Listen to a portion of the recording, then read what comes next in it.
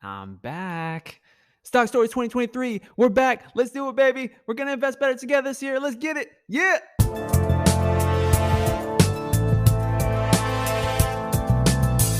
Welcome, welcome, welcome. Hello. If you are new to the show, my name is Alex Mason, your stock storyteller, and I'm so happy to be back behind the mic right now. It's been a minute, y'all. I have not released an episode since September of 2022, and I know it's been a long time. I have not been idle during this time, certainly not. There's been a lot of things going on in my personal and professional life that I will be talking about soon. But I just felt the need to just hop back on the mic today because I miss you. I miss you guys. I miss talking about stocks, investing in the market, and financial freedom in general. And that's what I want to talk to you about today. So I'm going to be going over the 7 stages of financial independence. This is a concept that I came across years ago from a man named Joshua Sheats. If you're not familiar with him, he runs a podcast called Radical Personal Finance, which is a very good, very in-depth podcast. You should check it out. But he talks about this idea of moving through these phases. And that's what we're going to get into right now. Okay, so phase 0 of financial independence is total financial dependence. This is where everybody starts. When we come into this world, we are dependent on other people. We're just babies. We can't do anything for ourselves. And when we're children, too, we are incapable of earning money when we're very young. We're just learning the basics of the world. So you're dependent on grown-ups. You're dependent on your parents or maybe someone else who took care of you. And that's where we all start. Stage 1 is financial solvency.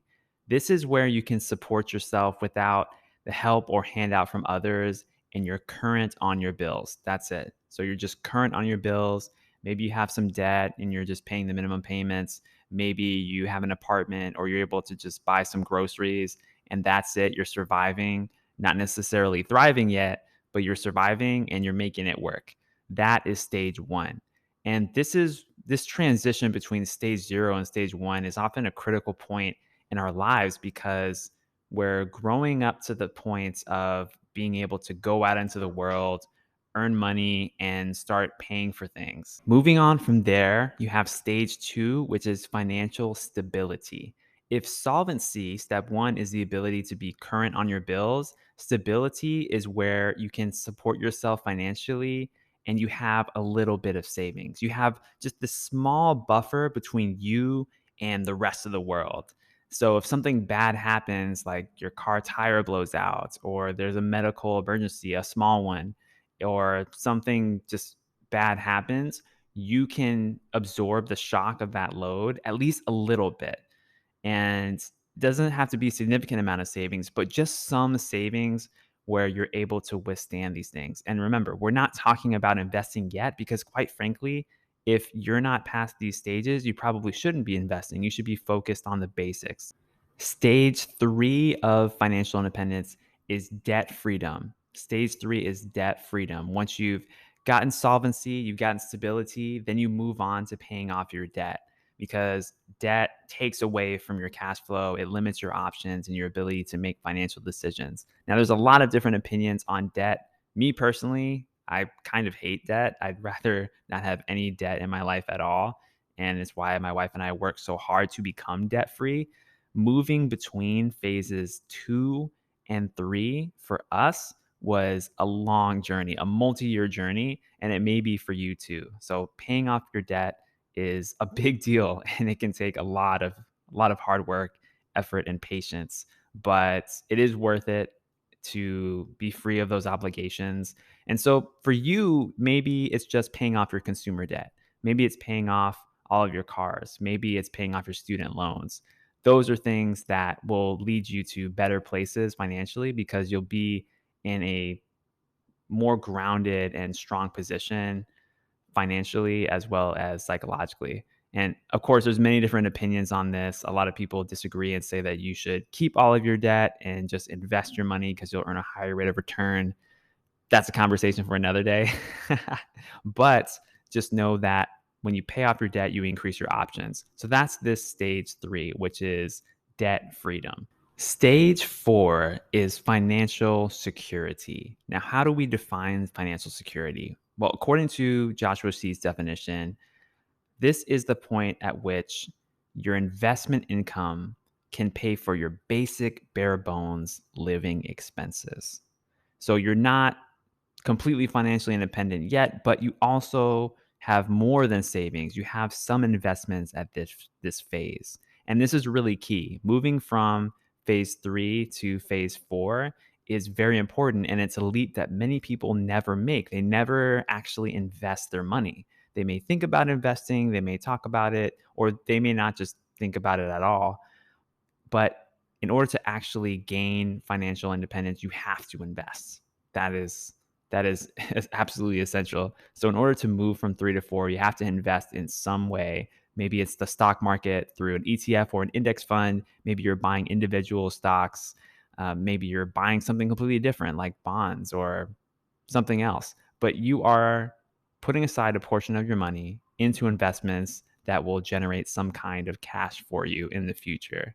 And so this is the level where you are able to pay maybe something basic. Maybe you can pay your light bill from your investment income. And that's a really big deal when you get to that point because it's like, oh, wow, like I could actually have electricity in my house in perpetuity without me having to go to work. And that's a very powerful feeling. So once you get to this phase, know that your investments are beginning to work for you. You're just starting to get that momentum and you want to build on that over time. The journey from stage 4 to stage 5 is a long journey for most of us. And it was a long journey for my wife and I.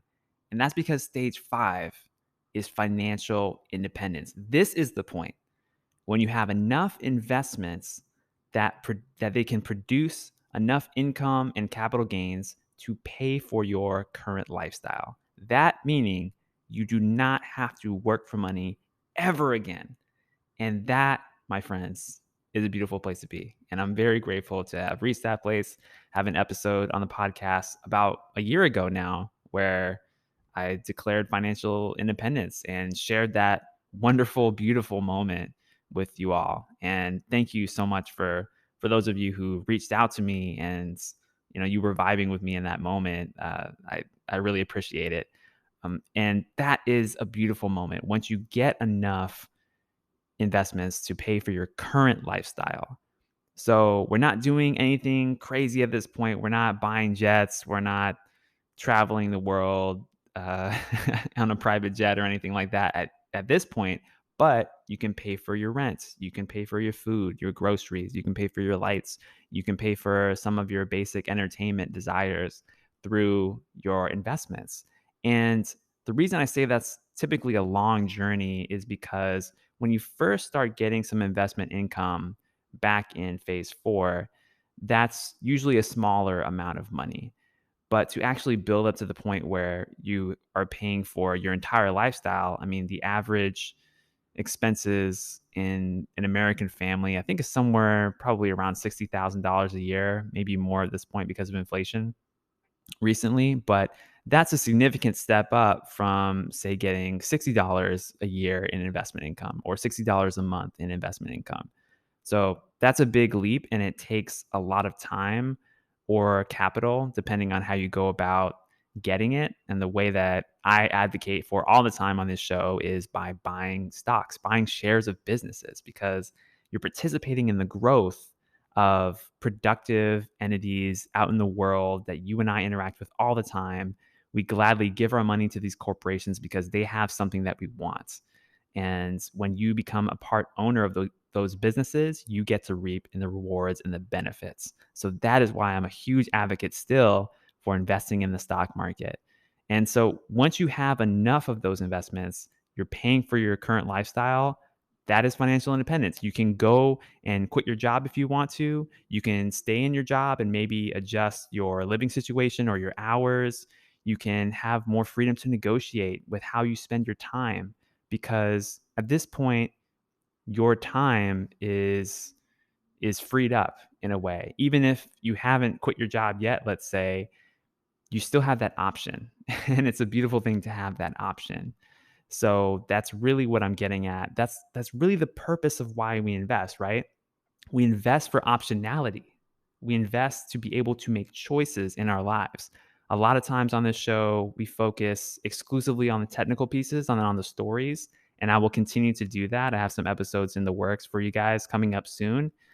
But let's zoom out real quick because we're at the beginning of the year. People are goal setting, people are thinking about what are we going to do this year in 2023? And the big picture is to have choices to live the life that you want to live. That's what this is about. That's why we're investing. So when we get to financial independence, when we get to stage 5, that is when we can't really use money as an excuse anymore, right? We can't really say, well, that would be great to do this, but I really don't have the time or I really don't have the money. Well, some things, yeah, you don't necessarily have the money to do if there's some huge project. But for many things, for many people's dreams, you would be able to do it if you were able to have a portfolio that provided for your current lifestyle and you just freed your time up by switching up your job or your career. And that's totally possible and it's something that I think that is a beautiful thing to pursue and a beautiful thing to obtain. So that is stage 5, financial independence. It's amazing. And I highly encourage you, if you are on that journey, keep going. I know it's a long journey, but you can do it. You can keep building those investments. You can keep being disciplined. You can keep being patient.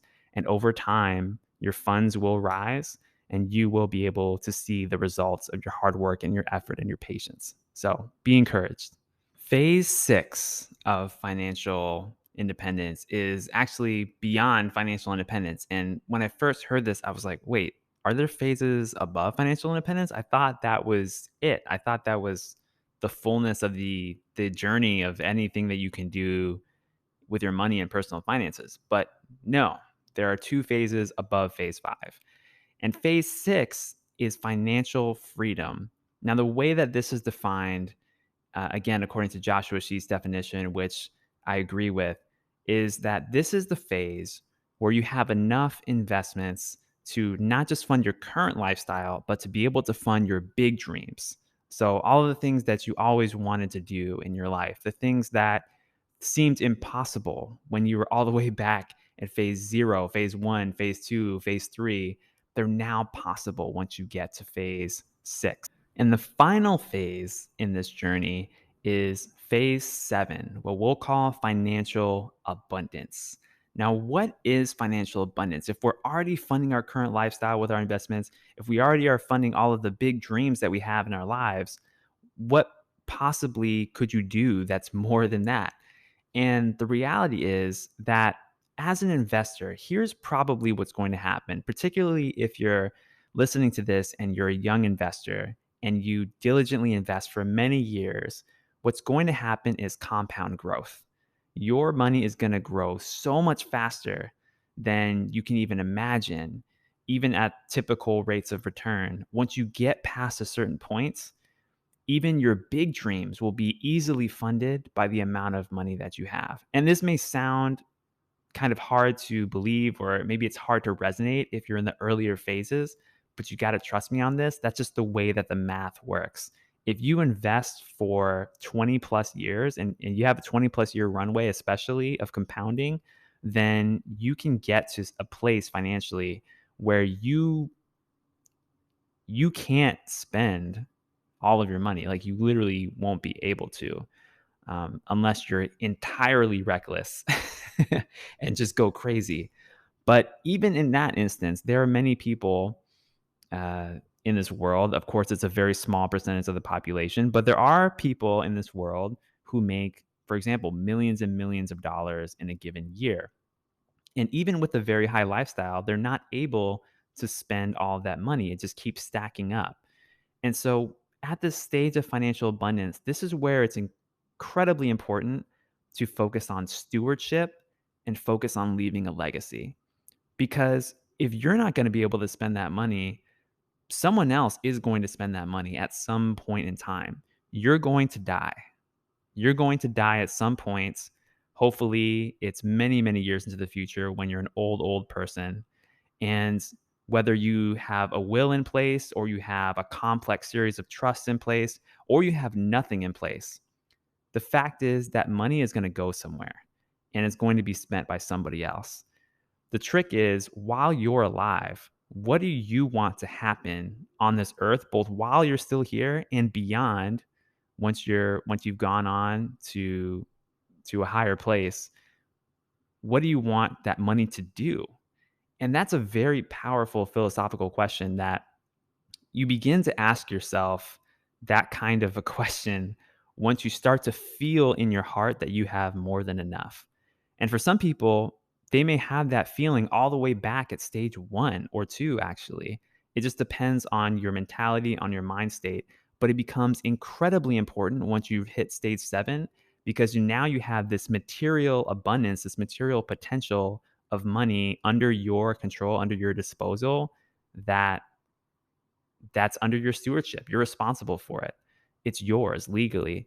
So that's when it's critical to think about stewardship and legacy. Imagine if you were able to fund scholarships for 1,000 high school students every year. Like, wouldn't that be incredible? Or 1,000 college students, so they would never have to know what student debt is like.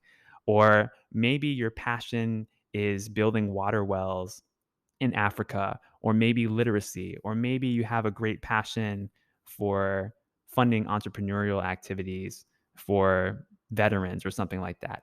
Whatever that thing is for you, find a way to get involved in that now so that when you get to stage 7 and you reach financial abundance, man, you can make some incredible things happen and channel your energy to help make the world a better place. Because remember that this financial journey is far bigger than you and I and just buying stocks here and there to make our own lives better. Of course, we want to do that, but we want to leave a legacy to help other people. And so I challenge you to adopt that mindset no matter what phase you're in.